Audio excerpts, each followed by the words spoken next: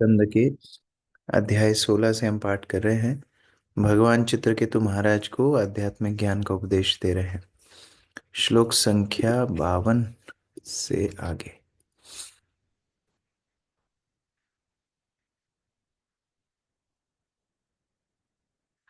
लोके वित्ततमात्मानं लोकं चात्मनि संततम् उभयं च मया व्याप्तं मयि चैवोभयं कृतम्।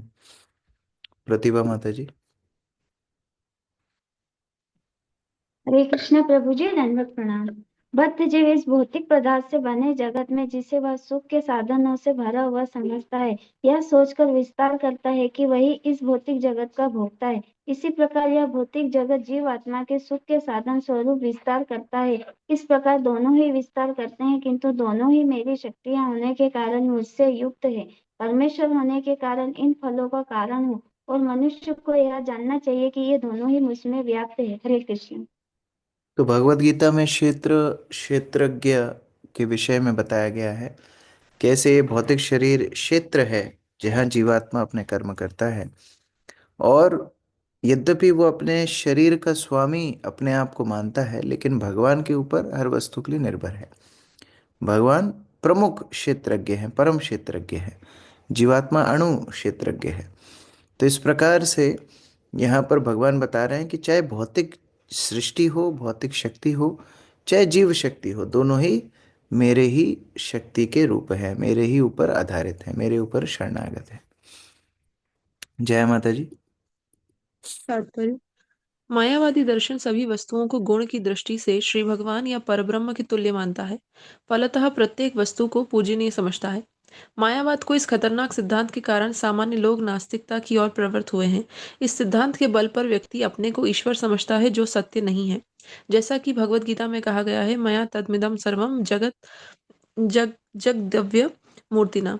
जो कि वास्तविकता तो यह है कि समस्त दृश्य जगत परमेश्वर की शक्तियों का प्रसार है। ये शक्तियां भौतिक तत्वों तथा जीवात्माओं के रूप में प्रकट होती हैं। जीवात्माएं भ्रमवश यह मान बैठती हैं कि भौतिक तत्व उनके भोग के साधन हैं, और वे अपने को उनका भोक्ता मान बैठती हैं। किंतु इनमें से कोई भी स्वतंत्र नहीं है। ये दोनों भगवान की शक्तियां हैं। इनका मूल कारण श्री भगवान ही है। यद्यपि ईश्वर की शक्तियों का प्रचार ही मूल कारण है, किंतु इससे यह नहीं समझ लेना चाहिए कि ईश्वर ने स्वयं का विभिन्न प्रकार से विस्तार किया है। मायावादियों के सिद्धांत की भर्त्सना करते हुए गीता में भगवान का कथन है, मत्स्थानी सर्वभूतानि न चाहम तेष्वस्थितः। सभी जीव मुझ में स्थित हैं, किंतु मैं उनमें नहीं हूँ। प्रत्येक वस्तु उन्हीं पर आश्रित है और उनकी शक्तियों का विस्तार मात्र है, किंतु इसका यह अभिप्राय कदापि नहीं है कि सारी वस्तुएं उन्हीं के समान पूज्यनीय हैं। भौतिक विस्तार तो क्षणिक है, जबकि ईश्वर क्षणिक नहीं है। जीवात्माएं ईश्वर के अंश है, किंतु वे स्वयं ईश्वर नहीं है। इस जगत में जीवात्माएं अकल्पनीय नहीं है, किंतु ईश्वर तो है। अतः यह सिद्धांत कि ईश्वर की शक्तियां उन्हीं के विस्तार होने के कारण ईश्वर के ही समान है, भ्रामक है। एक स्थान पे श्रील प्रभुपाद लिखते हैं कि जो नास्तिकवादी प्रचार कर रहे हैं, जो नास्तिकवादी इंद्रिय तृप्ति का प्रचार कर रहे हैं, उनसे भी ज्यादा भयानक है मायावादी। क्योंकि नास्तिकवादियों का प्रचार उन लोगों को आकर्षित करता है जो आध्यात्मिक मार्ग में आना ही नहीं चाहते, जो प्रवृत्ति मार्ग में है। लेकिन जो निवृत्ति मार्ग में है, जो आध्यात्मिक मार्ग में आगे बढ़ना चाहते हैं, वो पल्ले पड़ते हैं मायावादियों के। और मायावादी क्या बताते हैं? संसार झूठा है, ब्रह्म में विलीन होना है तो सब कुछ छोड़ना पड़ेगा। और इतना कठिन आध्यात्मिक मार्ग को बता देते हैं जिसके कारण अधिकांश लोग भक्ति में आगे नहीं बढ़ते। वो इतने डर जाते हैं कि आध्यात्मिक उन्नति तो हमारे लिए संभव ही नहीं है। तो शिल प्रभुपाद बताते हैं कि उन्होंने किसका घाटा किया? उन्होंने मुमुक्षुओं का घाटा कर दिया। जो आध्यात्मिक जगत में आना चाहते थे, उनको ही पीछे ढकेल दिया। इसलिए मायावादी कृष्ण अपराधी है। वो और भी खतरनाक है, क्योंकि उन्होंने भौतिक जगत को इतना कठिन बना दिया, आध्यात्मिक जगत में प्रवेश इतना कठिन बना दिया कि कोई जीव उस विषय में सोच ही नहीं सकता। लेकिन इस श्लोक से हम क्या सीखते हैं? अगर भगवान की ही सारी सृष्टि है, तो भगवान के संबंध में अगर हम उसको देखें तो फिर कुछ मायापूर्ण है ही नहीं, फिर कोई बंधन का कारण ही नहीं है। प्रभुपद कई बार उदाहरण देते थे डिक्टाफोन का, कि हम डिक्टाफोन का इस्तेमाल कर रहे हैं, एरोप्लेन में सफ़र कर रहे हैं, सब कुछ कर रहे हैं, लेकिन भगवान के लिए कर रहे हैं, इसलिए वो सब आध्यात्मिक हो जाता है।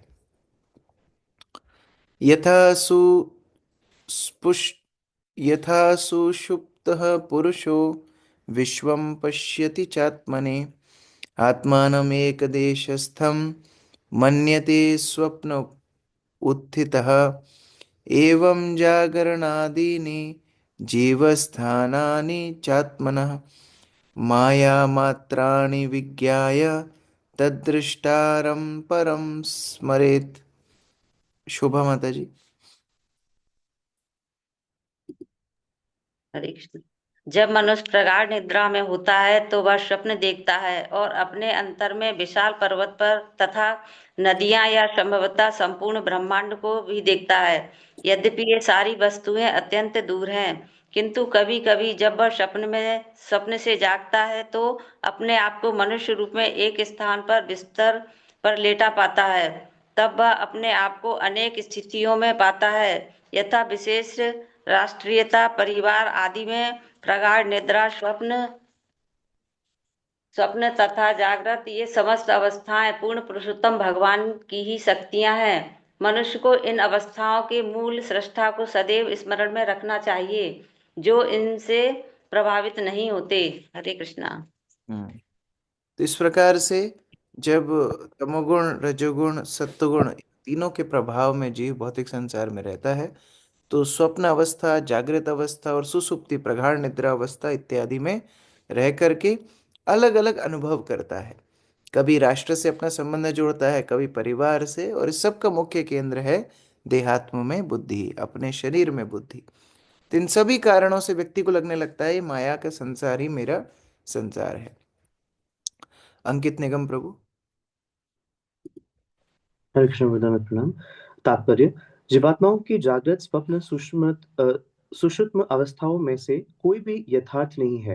ये सभी बद्ध जीवित जीवन की विभिन्न अवस्थाओं की झलकियां हैं। भले ही अनेक पर्वत, नदियां, वृक्ष, मधुमक्खियां, शेर तथा सर्प कितनी ही दूर स्थित क्यों न हो, किंतु स्वप्न में कोई उन्हें पास दिखने की कल्पना कर सकता है। जिस प्रकार रात्रि में सूक्ष्म स्वप्ने दिखते हैं, उसी प्रकार जीवात्मा जगने पर भी राष्ट्र, जाति, समाज, धन, उच्च प्रसाद, बैंक, बचत, पद तथा यश के स्थूल स्वप्न में खोया रहता है।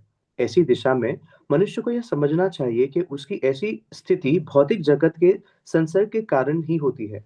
जीवन के विभिन्न रूपों में वह विभिन्न पदों पर स्थित है, और ये सब माया की सृष्टियां हैं जो पूज्य पुरुषोत्तम भगवान के निर्देश से कार्यरत रहती है। फलतः श्री भगवान ही परम कर्ता है, और बद्ध जीव का कर्तव्य है कि वह इन परम कर्ता भगवान श्री कृष्ण को स्मरण में रखे। जीवात्मा के रूप में हम सभी प्रकृति के तरंगों में बहाए लिए जा रहे हैं, जो ईश्वर के निर्देशानुसार कार्य करती है। मयाध्यक्षेण प्रकृति सूयते सचराचरम। श्रील भक्ति विनोद ठाकुर का गीत है, मिछे मायार वशे याच बेसे खाच हाबुडू भाई। स्वप्न तथा जागृति की भिन्न भिन्न अवस्थाओं में तुम माया की तरंगों में क्यों बहे चले जा रहे हो?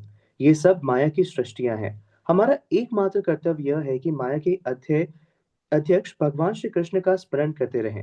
इस ऐसा करने प्रकार के लिए यहाँ पर जितने भी अवस्थाओं का वर्णन भगवान कर रहे हैं वो जीव की बद्ध अवस्था है। जब कृष्ण को भूल जाता है जीव, माया में पड़ करके, जैसे डूबता हुआ व्यक्ति कभी बाहर आने का संघर्ष करता है, कभी जल में नीचे जाता है, नाक कान मुंह से उसके शरीर में पानी अंदर जाता है, उसी तरह जीव की स्थिति माया तरंग में होती है। और जब जीव कृष्ण दास कर ले तो विश्वास, तो दुख नहीं। जब भगवान का दास रूप में अपने आप को संलग्न करेगा भक्ति में, तो फिर उसको दुख नहीं होगा। कैसे भक्ति करना है आगे श्रील प्रभुपाद बता रहे हैं। राजीव शुक्ला प्रभु।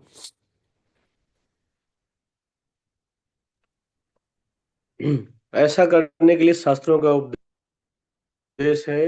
हरे नाम हरे नाम केवलम। मनुष्य को चाहिए कि वह ईश्वर के नाम का अर्थात हरे कृष्ण कृष्ण कृष्ण हरे हरे, हरे राम राम राम हरे हरे का निरंतर जप करे। परमेश्वर का साक्षात्कार तीन विभिन्न परम रूपों में ब्रह्म, परमात्मा तथा भगवान में होता है, किंतु परम साक्षात्कार तो भगवान ही है। जो भगवान श्री कृष्ण का साक्षात करता है वह ही पूर्ण महात्मा है। वासुदेव सर्वमिति स महात्मा सुदुर्लभा। मनुष्य जन्म पाकर हमें भगवान को समझना चाहिए, क्योंकि इससे प्रत्येक अन्य वस्तु समझ में आ सकेगी। यस्मिन विज्ञते सर्वमेवं विज्ञातम भवति। इस वैदिक शिक्षा से मात्र श्री कृष्ण को जान लेने से ब्रह्म, परमात्मा, प्रकृति, माया, दिव्य शक्ति इत्यादि सभी जाने जा सकते हैं। प्रकृति भगवान की अध्यक्षता में कार्य करती है और हम सब प्रकृति की विभिन्न अवस्थाओं के द्वारा दूर ले जाए जा रहे हैं। आत्म साक्षात्कार के लिए सदैव श्री कृष्ण को स्मरण रखना होगा। जैसा पद्म पुराण में कहा गया है, स्मर्तव्य सत्यम विष्णु, हमें चाहिए कि भगवान विष्णु का सदैव स्मरण करें। विस्मर्तव्यो न जातुचित, हमें भगवान को कभी नहीं भूलना चाहिए, यही जीवन की सिद्धि है। हरे कृष्ण। सारे के सारे श्लोकों का सारातिसार वेद व्यास ने लगभग 4 लाख श्लोकों का संकलन किया और सभी का मुख्य उद्देश्य है हमेशा कृष्ण को स्मरण करना और कृष्ण को भी भूलना नहीं। ये दो विधि निषेध, भूलना नहीं का अर्थ है भौतिक इंद्रिय तृप्ति में नहीं लगना, और हमेशा स्मरण रखने का अर्थ है भक्ति के अनुकूल जो क्रियाएं हैं, श्रवण कीर्तन स्मरण इत्यादि, उसमें अपने आप को लगाना। तो बार बार प्रतिदिन हम लोग भागवत पढ़ते हैं, प्रतिदिन प्रभुपाद इस तरह हर हर दिन ही इस तरह उपदेश क्यों देते हैं? क्योंकि हम भूल जाते हैं। अभी पढ़ेंगे, फिर अपने कार्य में जाएंगे, फिर कोई दूसरे कार्य में जाएंगे, सब कुछ भूल जाएंगे। अभी मोबाइल उठाएंगे, सब कुछ भूल जाएंगे। तो इसीलिए बार बार हम अपने आप को स्मरण दिलाएं कि हमारे जीवन का उद्देश्य है कृष्ण के प्रति अपने प्रेम को पुनः जागृत करना। येन प्रसुप्त पुरुष स्वापम वेदात्मनस्तदा सुखम च निर्गुणं ब्रह्म तमात्मानं अवेहि माम। हंसराज प्रभु। हरे कृष्णा। तुम मुझे परब्रह्म जानो, जो सर्वव्यापी परमात्मा है और जिसके माध्यम से सुप्त जीवात्मा अपनी सुप्त अवस्था तथा इंद्रियातीत सुखों का अनुभव कर सकता है। कहने का तात्पर्य यह है कि सुप्त जीवात्माओं की गतिविधियों का कारण मैं ही हूँ। हरे कृष्ण प्रभु जी। वास्तव में शरीर को चलाने वाली आत्मा नहीं है, शरीर को चलाने वाले परमात्मा ही है। हम लोग यद्यपि जब शिक्षा देते हैं या प्रचार करते हैं तो हम लोग बताते हैं कि देखो आत्मा की वजह से शरीर चल रहा है, लेकिन वो आत्मा किसकी वजह से चल रही है? परमात्मा की वजह से। तो प्रमुख कारण कौन हो गए? भगवान। हाँ, आत्मा कारण है, लेकिन वो आश्रित कारण है।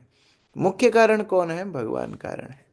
अगर भगवान शरीर में नहीं रहेंगे तो फिर शरीर आत्मा से पृथक नहीं चल सकता। हम लोग दूसरे स्कंद में देखते भी हैं, जब विराट पुरुष के शरीर का निर्माण होता है, अर्थात सारी सृष्टि का निर्माण होता है, कई देवता उसमें प्रवेश करते हैं, वो तो आत्मा ही है, लेकिन प्रकृति कार्यरत नहीं होती। जब भगवान परमात्मा रूप में प्रवेश करते हैं तब प्रकृति कार्यरत होती है, क्योंकि भगवान की शक्ति से ही हर कुछ कार्य चलता है। तो कभी भी ऐसा अभिमान हो कि हम ये कार्य कर रहे हैं, तो हमें ये स्मरण करना चाहिए कि जब तक भगवान हमें शक्ति दे रहे हैं तब तक ही ये कार्य सिद्ध हो रहा है। विपिन प्रभु। हरे कृष्ण प्रभु जी। जब जीवात्मा मिथ्या अहंकार से मुक्त हो जाता है तो वह ईश्वर के रूप अंश रूप में अर्थात आत्मा रूप में अपनी श्रेष्ठ स्थिति को समझता है। फलतः सुप्तावस्था में भी जीवात्मा ब्रह्म के कारण सुख का अनुभव कर सकता है। भगवान का कथन है कि वह ब्रह्म वह परमात्मा तथा वह भगवान में ही हूँ। शील जीव गोस्वामी ने अपने ग्रंथ क्रम संदर्भ में लिखा है। हरे कृष्ण प्रभु। तो इस प्रकार से कब यह साक्षात्कार होगा कि मैं जीव हूं, मैं आत्मा हूं? जब व्यक्ति ये अहंकार छोड़ेगा कि मैं करता हूं, मैं भोगता हूं। पहले भगवान का साक्षात्कार और आत्मा का साक्षात्कार दोनों एक साथ चलते हैं। प्रभुपाद आत्म साक्षात्कार के विज्ञान पुस्तक में एक उदाहरण देते हैं। जैसे हम आईने में देखते हुए अगर अपना श्रृंगार करें तो आईने में जो प्रतिबिंब दिख रहा है उसका भी श्रृंगार होता है। ऐसा नहीं अलग से आपको आपकी छवि का श्रृंगार करना पड़ेगा। उसी तरह आप भगवान को साक्षात्कार करते हो तो अपने आप को साक्षात्कार अपने आप हो जाता है, और अपने स्वभाव को समझते हो तो भगवान का साक्षात्कार अपने आप हो जाता है। तो ये दोनों अलग अलग नहीं है, एक साथ चलने वाले हैं। उभयं स्मरतः पुंसा प्रतिबोधयो अन्वेति व्यतिरिच्येत तज्ज्ञानं ब्रह्म तत्परम। मीनू माता जी।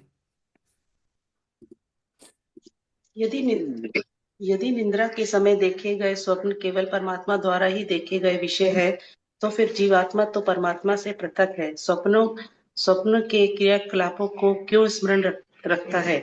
एक व्यक्ति के अनुभवों को दूसरा नहीं समझ सकता, अतः जीवात्मा तो तथ्यों का ज्ञाता है और स्वप्न तथा जागृत में प्रकट होने वाली घटनाओं के विषय में जिज्ञासा करता है। प्रासंगिक कार्यों से पृथक है। वह जानने वाले तत्व तो ब्रह्मा है। दूसरे शब्दों में जानने का गुण जीवात्मा तथा परमात्मा से संबंधित है। इसलिए जीवात्मा को भी स्वप्न तथा जागृत की घटनाओं का अनुभव हो सकता है। दोनों दशाओं में ज्ञाता वही रहता है, लेकिन गुण की दृष्टि से वह परम ब्रह्मा से एकाकार है। हरे कृष्ण प्रभु जी। लेकिन इसका मतलब ये नहीं है कि जीव फिर भौतिक है, ऐसा नहीं है। यहाँ भगवान बता रहे हैं कि जीव भी मेरा अंश है, उसके पास थोड़ी सी मैंने स्वतंत्रता दी है, मेरे कुछ गुण जीव के अंदर हैं जिसके कारण वो भी अविनाशी है, उसके पास भी कुछ ब्रह्म ज्ञान है, लेकिन मुझसे पृथक वो नहीं रह सकता, मुझसे स्वतंत्र वो नहीं रह सकता। देवदत्त प्रभु। हरे कृष्ण, दंडोत प्रणाम प्रभु जी। जीवात्मा गुणों में परब्रह्म के समान है, किंतु मात्रा में जीवात्मा ब्रह्म का अंश होने से परब्रह्म के समान नहीं हो सकता। गुणों में ब्रह्म होने के कारण जीवात्मा स्वप्न में तो विगत कार्यकलापों को स्मरण रख सकता है और जागृत अवस्था की वर्तमान गतिविधियों को भी जान सकता है। तो ये भगवान के सच्चिदानंद गुण जीव के अंदर भी हैं, और अगर जीव जागृत अवस्था में रहेगा तो सारे गुण उसके अंदर भगवान के भी विद्यमान रहेंगे अल्प मात्रा में। और अगर भगवान को विस्मृत कर लेगा तो फिर शरीर के गुण उसके ऊपर प्रधान हो जाते हैं, जो कि हैं असत अचित निरानंद।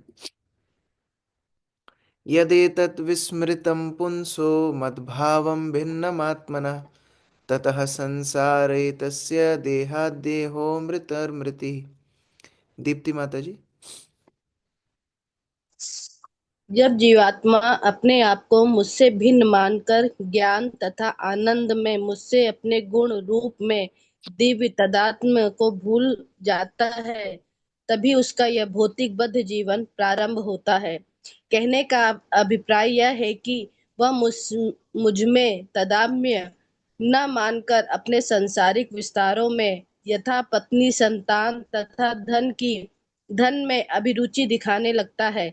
इस प्रकार अपने कर्मों के प्रभाव से एक शरीर के बाद दूसरा शरीर और एक मृत्यु के बाद दूसरी मृत्यु का चक्कर लगाता रहता है। हरे कृष्ण प्रभु जी। जो लोग हमको बोलते हैं, जब आप लोग प्रचार करते होंगे या अपने रिश्तेदारों मित्रों के साथ बैठते होंगे, तो लोग आपको बोलते होंगे कि अरे देखो, अब परिवार भी तो भगवान का ही दिया हुआ है, क्या ये भगवान की भक्ति नहीं है? क्या हम अपना कर्म कर रहे हैं तो वो भगवान की भक्ति नहीं है? इस तरह लोग बोलते होंगे।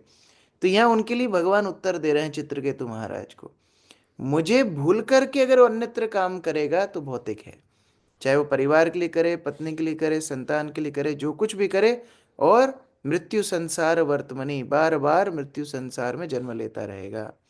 लेकिन मुझे स्मरण रखते हुए मेरे उद्देश्य से कर्म करेगा तो फिर भगवत धाम को प्राप्त करेगा, ये भौतिक संसार उसको बांध नहीं पाएगा। तो मुख्यतः भगवान को केंद्र में रखना आवश्यक है, नहीं तो भौतिक संसार चलता ही रहेगा।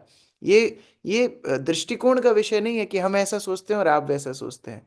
भगवान क्या सोचते हैं ये ज्यादा महत्वपूर्ण है। अमित प्रभु। हरे कृष्ण प्रभु जी, दंडवत प्रणाम। तात्पर्य: सामान्यतः मायावादी दार्शनिक अथवा मायावादी दार्शनिकों से प्रभावित व्यक्ति अपने आप को पूर्ण पुरुषोत्तम भगवान के ही समान मानते हैं। यह उनके बद्ध जीवन का कारण है। वैष्णव कवि जगदानंद पंडित ने अपने प्रेम विवृत में कहा है, कृष्ण बहिर्मुख हज्जा भोग बच्चा करे, निकटस्थ माया तारे जपाटिया धरे। जो ही जीवात्मा अपनी स्वाभाविक स्थिति को भूल जाता है और परमेश्वर से एकाकार होने की चेष्टा करता है, उसी क्षण उसका बद्ध जीवन शुरू हो जाता है। यह विचार कि परम ब्रह्मा तथा जीव न केवल गुणात्मक रूप से अपितु मात्रात्मक रूप से भी समान है, वही बद्ध जीवन का कारण है। यदि कोई परमेश्वर तथा जीवात्मा के बीच के अंतर को भूल जाता है तो उसका बद्ध जीवन शुरू हो जाता है। बद्ध जीवन का अभिप्राय है एक शरीर त्याग कर दूसरा ग्रहण करना और एक मृत्यु के बाद पुनः दूसरे मृत्यु को स्वीकार करना। मायावादी ज्ञानी का दर्शन कहता है तत्त्वम असि, अर्थात तुम वही ईश्वर हो। वह भूल जाता है कि तत्त्वम असि का यह उपदेश जीवात्मा की तटस्थ स्थिति पर लागू होता है। जो सूर्य प्रकाश के समान है। सूर्य में ऊष्मा तथा प्रकाश दोनों रहते हैं एवं सूर्य प्रकाश में भी ये दोनों विद्यमान रहते हैं। इस प्रकार सूर्य तथा सूर्य का प्रकाश गुणात्मक रूप से एक समान होते हैं, किंतु हमें यह नहीं भूल जाना चाहिए कि सूर्य का प्रकाश सूर्य पर आश्रित है। जैसा भगवान श्री कृष्ण श्रीमद् भगवद गीता में कहते हैं, ब्रह्मांडो ही प्रतिष्ठा हम, मैं ब्रह्मा का मूल स्रोत हूँ। सूर्य गोलोक की उपस्थिति के कारण ही सूर्य प्रकाश महत्वपूर्ण है। ऐसा नहीं है कि सूर्य प्रकाश की सर्वव्यापकता के कारण सूर्य गोलोक महत्वपूर्ण है। इस तत्व को न समझना और उसे भूलना ही माया है। अपनी तथा परमेश्वर की स्वाभाविक स्थिति के विस्मरण से ही मनुष्य माया या संसार अर्थात बद्ध जीवन में प्रवेश करता है। इस संबंध में श्री माधवाचार्य का कहना है, सर्व भिन्न परमात्मनम विस्मरम संसेरदीह अभिन्नम संस्मरण याति तमो नास्तित्व संशय। जब मनुष्य यह सोचता है कि जीवात्मा सब प्रकार से परमेश्वर से अभिन्न है, तो वह निश्चित रूप से अंधकार तमा में रहता है। हरे कृष्ण प्रभु जी। इस प्रकार वास्तव में भगवान के साथ अपने आप को तादात्म्य करने का मतलब क्या है? भगवान के साथ अपनी चेतना को तादात्म्य करना। और जब ब्रह्मवादी या मायावादी ये सिद्धांत का खंडन करते हैं कि भगवान का रूप है, तो वो अपने आप को ही भगवान के तुल्य बताने लगते हैं, जो कि उनकी ही अज्ञानता का एक प्रतिरूप है। यहाँ भगवान स्वयं बोल रहे हैं, चित्रकेतु महाराज के सामने खड़े हैं और खुद बोल रहे हैं, मेरा ये अस्तित्व दिव्य है, तुम जीव भौतिक संसार में फंसे हुए हो। तो ये समझना भगवान के ही स्रोत से, भगवान के ही मुख से, ये सबसे बड़ा प्रमाण है। इसीलिए चैतन्य महाप्रभु जब सार्वभौम भट्टाचार्य से वार्तालाप कर रहे थे, 7 दिन तक सार्वभौम भट्टाचार्य अपनी व्याख्या देने लगे। महाप्रभु क्या बोलते हैं कि श्लोक तो स्पष्ट थे शास्त्र के, लेकिन आपकी व्याख्या ने उसको ढक दिया। तो उसी प्रकार से यहाँ हम देख रहे हैं कि प्रभुपाद के अनुवाद जो यथारूप है, उससे हमें स्पष्ट समझ में आ रहा है कि आध्यात्मिकता क्या है, भगवान क्या है, उनका अस्तित्व क्या है, जीव का संबंध क्या है। लेकिन लोग अपनी व्याख्याएं जोड़ करके उस आध्यात्मिक तत्व को ढक देते हैं। लब्ध्वेह मानुषिं योनिं ज्ञान विज्ञान संभवाम आत्मानं यो न बुध्येत न क्वचित क्षेमम अपनुयात। वेदांत प्रभु। वैदिक ज्ञान तथा उसके व्यवहार के माध्यम से आत्म साक्षात्कार द्वारा मनुष्य अपने जीवन में सिद्धि प्राप्त कर सकता है। ऐसे भारत में जन्म लेने वाले मनुष्य के लिए विशेष रूप से संभव है। जो मनुष्य ऐसी उपयुक्त परिस्थिति में जन्म लेकर अपने आप को नहीं जान पाता, वह परम सिद्धि को प्राप्त कर सकने में असक्षम रहता है, भले ही वह स्वर्ग लोक को प्राप्त क्यों न हो जाए। हरे कृष्णा। यहाँ पर मतलब भगवान स्वयं बोल रहे हैं इहा, यहाँ पर। तो शिल प्रभुपाद उसको अनुवाद कर रहे हैं, चित्रकेतु महाराज से भगवान वार्तालाप कर रहे हैं भारतवर्ष में। तो यहाँ का अर्थ है इस संसार में, और पर्टिकुलरली भारतवर्ष के अंदर। तो जिन्होंने जन्म लिया है और मनुष्य जीवन, मानुष्यम, मनुष्य जन्म लिया है, उनके लिए ज्ञान विज्ञान संभवम, ज्ञान और विज्ञान अर्थात वैदिक शास्त्रों की थ्योरेटिकल नॉलेज और प्रैक्टिकल नॉलेज, कैसे उसे जीवन में अपनाना है, दोनों समझना स्वीकार करना बहुत बहुत बहुत संभव है, बहुत आसान है। इसलिए हमें स्वीकार करना चाहिए अपने जीवन में बहुत बहुत तीव्रता से। तो कोई ये नहीं बोल सकता कि हमारे लिए अनुकूल परिस्थिति नहीं है। भगवान बोल रहे हैं, अगर कोई इस अवसर को ठीक से नहीं प्राप्त करेगा, उसको नहीं समझेगा, तो स्वर्ग में भी चला जाएगा तो भक्ति नहीं कर पाएगा। तो इसलिए इस अवसर को समझ करके बहुत गंभीरता से भक्ति करनी चाहिए। छोटी झा माता जी पढ़िए। हरे कृष्ण। तात्पर्य। इस कथक की पुष्टि चैतन्य चरितामृत आदि 9.41 में मिलती है। भगवान चैतन्य ने कहा, भारत भूमि ते हेल मनुष्य जन्म यार, जन्म सार्थक करी कर पर उपकार। भारत भूमि में जन्म लेने वाले प्रत्येक प्राणी, विशेषतः मानव, वैदिक ज्ञान तथा उसके व्यवहार के द्वारा परम साफल्य प्राप्त कर सकता है। स्वयं सिद्धि होने पर वह संपूर्ण मानव समाज के आत्म साक्षात्कार के लिए सेवा कार्य कर सकता है। परोपकार करने के लिए यह सर्वोत्तम विधि है। हरे कृष्ण। तो पूरे विश्व की जो अभी दुर्गति है, एकमात्र आध्यात्मिक आश्रय ही विश्व को बचा सकता है। और वो जिम्मेदारी किसके ऊपर है? भारतवर्ष में जन्म लेने वाले। और भारत का मतलब ही है जो वैदिक सभ्यता का पालन करते हैं वो भारतवासी कहलाते हैं। तो जब हम वैदिक सभ्यता का पालन करेंगे, आध्यात्मिक उन्नति करेंगे, तब वास्तविक भारतवासी कहलाएंगे। भारत भूमि में जन्म हमारा सफल होगा और उसी से हम बाकी जीवों को भी मदद कर पाएंगे। स्मृत्वेहायं परिक्लेशं ततः फल विपर्ययम् अभयं चापि अनिहायं संकल्पाद विरमेत कवि। श्याम गोविंद प्रभु जी। यह स्मरण रखते हुए कि कर्मफल हेतु संपन्न कर्मों के क्षेत्र में बड़ी बड़ी अड़चनें आती हैं और इच्छा से विपरीत फल प्राप्त होते हैं, चाहे वे भौतिक कर्मों से उत्पन्न हो या वैदिक ग्रंथों द्वारा बताए गए कर्मफल हो। बुद्धिमान मनुष्य को चाहिए कि वह सकाम कर्मों की इच्छा का परित्याग कर दे, क्योंकि ऐसी चेष्टाओं से जीवन का परम उद्देश्य प्राप्त नहीं हो सकता। दूसरी ओर यदि कोई कर्म फल के हेतु निष्काम भाव से कर्म करता है, अर्थात वह भक्ति कार्यों में लगता है, तो दयनीय स्थितियों से मुक्त रहकर वह जीवन का परम उद्देश्य प्राप्त कर सकता है। इस पर विचार करते हुए मनुष्य को चाहिए कि भौतिक कामनाओं का परित्याग करे। हरे कृष्णा दंडवत प्रणाम। अच्छा, हम भक्ति में आ गए हैं, हम लोग भी थोड़ा विचार कर सकते हैं।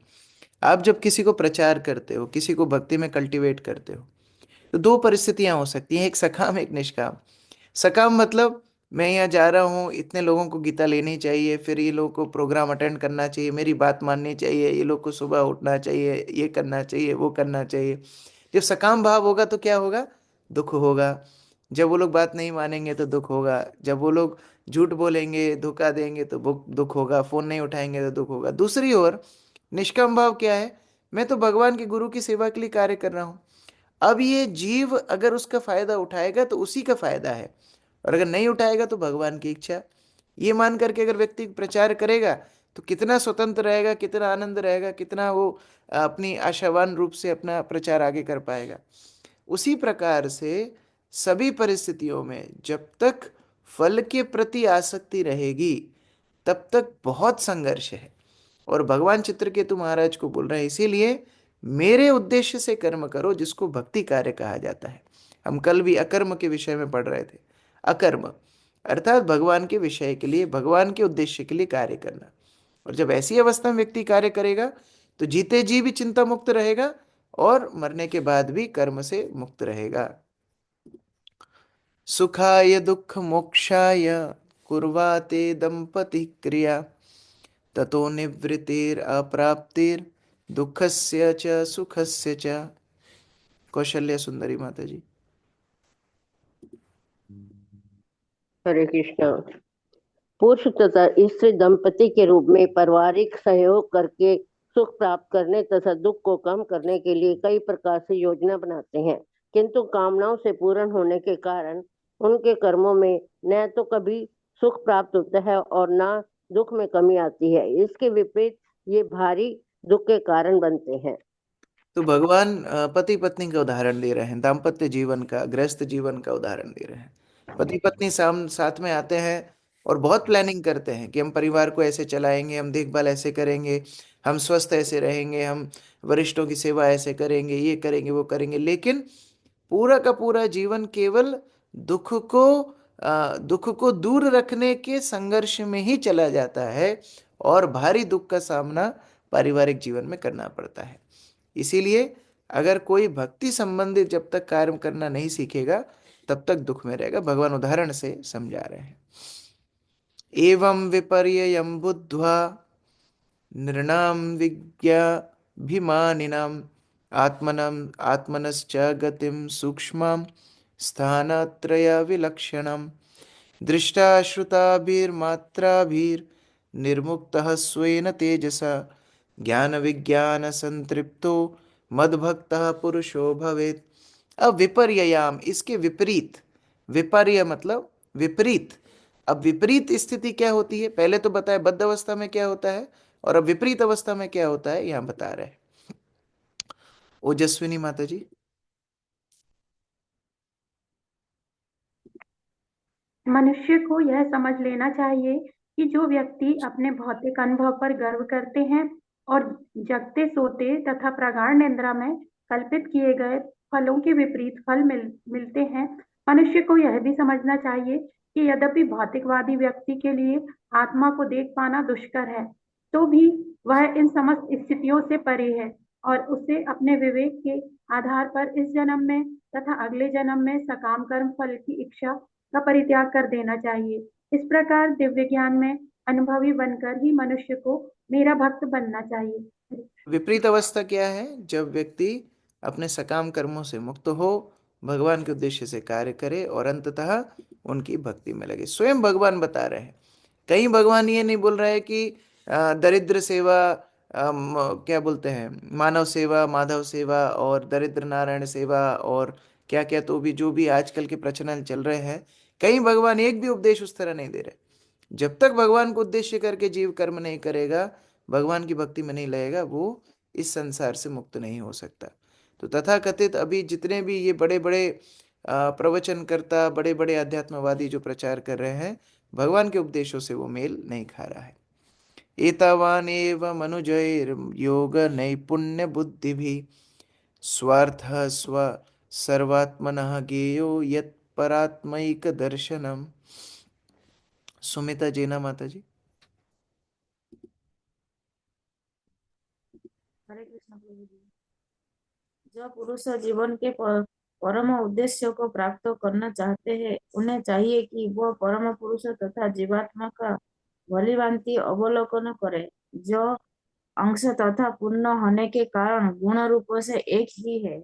जीवन की यही सबसे बड़ी समझ है, इससे बढ़कर और कोई सत्य नहीं है। हरे कृष्ण। इसीलिए जीव को अब ये समझना होगा कि मैं कहाँ भौतिक जगत में लगा हुआ हूँ, मैं किन वस्तुओं के प्रति आकर्षित हूँ। मैं तो भगवान का एक अंश हूँ, मैं भगवान के धाम से आया हूँ। ये रोज अपने आप को स्मरण दिलाना है।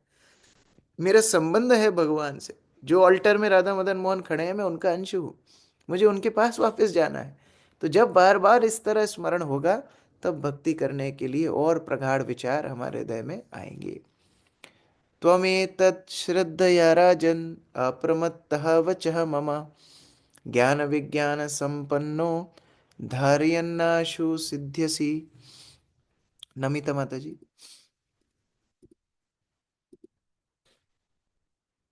हे राजन, यदि तुम भौतिक सुख से विरक्त रहकर अत्यंत श्रद्धा सहित मुझ में संलग्न होकर ज्ञान तथा इसकी जीवन में व्यवहारिकता में निपुण बनकर मेरे इस निष्कर्ष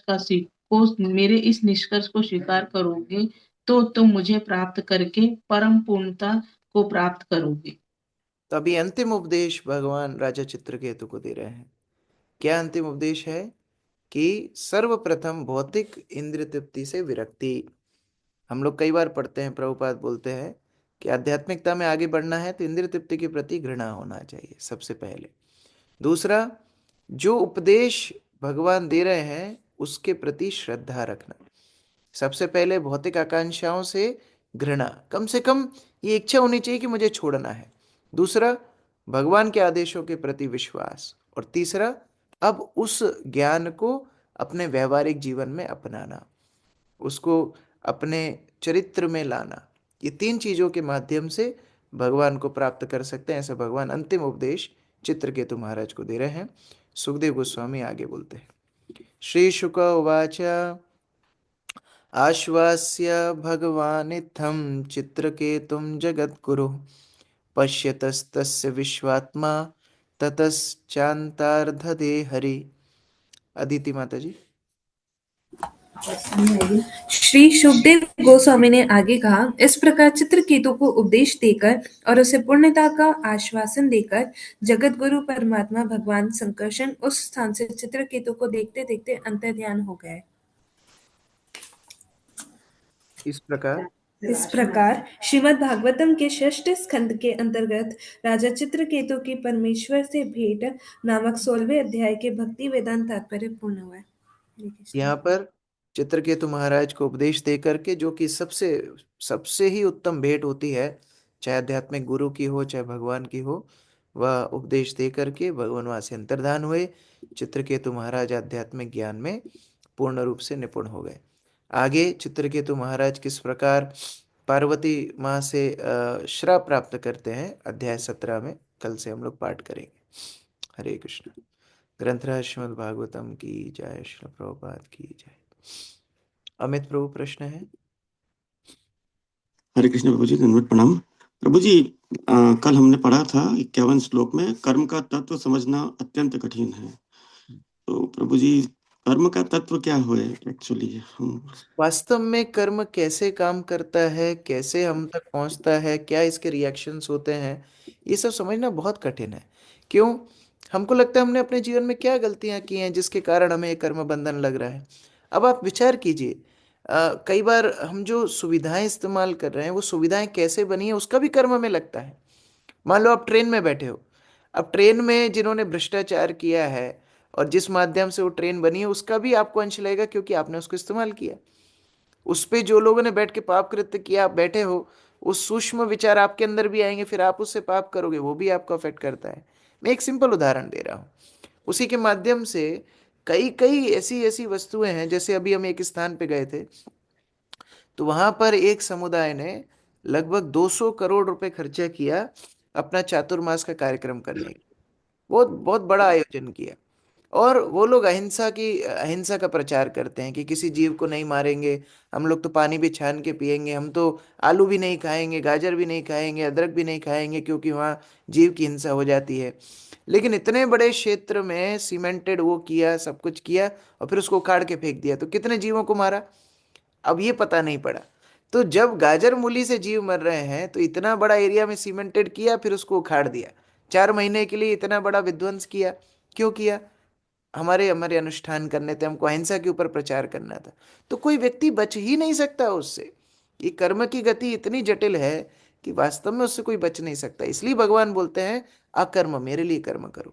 या मेरे लिए कर्म करोगे तो ही मुक्त हो पाओगे। नहीं तो कोई अगर ये सोचे कि मैं भगवान की पूजा नहीं करूंगा लेकिन मैं तो पूरे जीवन में अच्छे अच्छे कर्म करूंगा, तो भी तो मैं कर्म बंधन में नहीं फंसूंगा, नहीं हो सकता, संभव नहीं है उस तरह। जी प्रभु जी, धन्यवाद। हंसराज प्रभु। हरे कृष्णा प्रभु जी, दंडवत प्रणाम। प्रभु जी, एक लाइन आई थी यहाँ पर, सभी जीव मुझ में है, भगवान बोल रहे हैं हाँ। सभी जीव मुझ में है, मैं उनमें नहीं हूँ। तो हम्म। भगवान परमात्मा रूप में तो है प्रभु जी उनमें। हाँ, उनके अंदर देखिए, मुख्य बात है भगवान के अंदर सारी सृष्टि है, का मतलब क्या है कि भगवान का ही ये तो विश्व रूप है, उसके अंदर ही जीव रह रहा है। लेकिन मैं उनके अंदर नहीं हूं, मतलब यहाँ भगवान पर्सनल फॉर्म में बोल रहे हैं कि मैं जो सभी शक्तियों का स्रोत हूं, मैं जीव के अंदर आधारित नहीं हूं। मैं अलग गोलोक एव निवसति अखिलात्म भूतो, वहां पर अलग से रहता हूं और वहां से मेरी समग्र सृष्टि चलाता हूं। तो भगवान जीव के ऊपर आधारित नहीं है, उसका अंश वो, उसका संशय, उसका अभिप्राय वो है उस तरह। जी प्रभु जी, एक और क्वेश्चन है। हम्म। जो स्वप्न हम देखते हैं, हम्म। तो क्या आत्मा यात्रा करती है पूरे स्वप्न में प्रभु जी? सूक्ष्म शरीर, स्वप्न है सूक्ष्म शरीर का अनुभव, मन बुद्धि अहंकार का अनुभव स्वप्न होता है। जैसे हम स्थूल आंखों से जो देख रहे हैं ये स्थूल शरीर का स्वप्न है, उसी जी। तरह जब मन बुद्धि अहंकार से जो अनुभव होता है वो सूक्ष्म शरीर का स्वप्न है उस तरह। तो प्रभु जी, उसमें मन बुद्धि और अहंकार, हम्म। तो मन बुद्धि अहंकार, तो प्रभु जी इनमें तीनों में नेत्र तो कहीं पे भी नहीं है, फिर वो पूरा अनुभव नहीं, कैसे दिखता होगा? सारी इंद्रियां सूक्ष्म रूप से भी होती हैं। जैसे मानो आप आंख बंद करते हो, आंख बंद करके आप बंदर का चिंतन करोगे तो आपके मन में बंदर दिखेगा कि नहीं दिखेगा? तो वो मन की आंखें हैं, वो मन की सूक्ष्म इंद्रिय है। तो उस तरह सूक्ष्म इंद्रियों का भी अनुभव होता है उस तरह।